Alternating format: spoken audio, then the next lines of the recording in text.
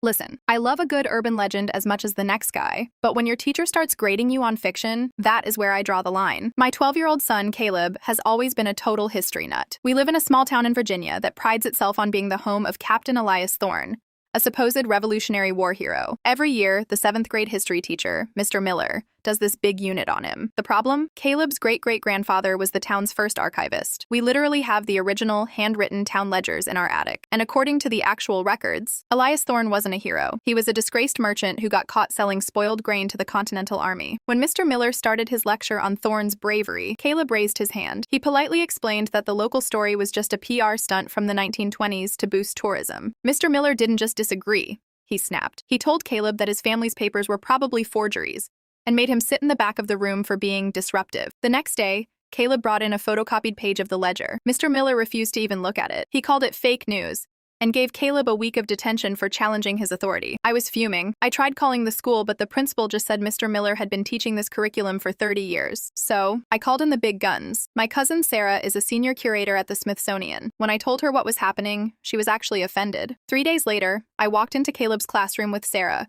who was wearing her official badge and carrying a professional preservation case. Mr. Miller looked like he'd swallowed a lemon. Sarah didn't hold back. She laid out the real history, showing the class high-res scans of the actual court-martial papers from 1779. She explained, very loudly, how unfortunate it was that some educators still relied on local folklore instead of, primary sources. The look on Caleb's face when the entire class turned to stare at Mr. Miller was priceless. By the following Monday, the Thorne unit was under review, and Caleb was officially invited to help the town library update their historical display. As for Mr. Miller, let's just say he doesn't talk much about heroes anymore.